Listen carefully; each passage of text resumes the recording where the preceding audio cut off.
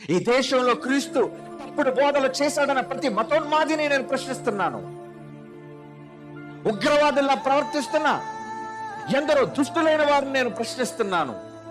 Bible అంటే పడదు కదా, యేసు అంటే మీకు శత్రువు కదా, కానీ యేసు మిమ్మల్ని శత్రువులా చూడటం లేదయ్యా.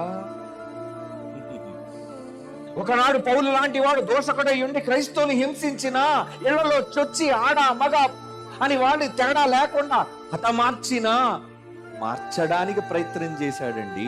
ఎందుకు? కొడుకు కనుక. నీ కొడుకు తప్పు చేస్తే చావాలని నువ్వు కోరుకోవుగా, అలాగే తండ్రి అయిన దేవుడు కూడా పిల్లలుగా భూమి మీద ఉన్న మనుషులందరం మనం తప్పులు చేస్తున్నప్పుడు మార్చాలి అనుకుంటున్నాడు.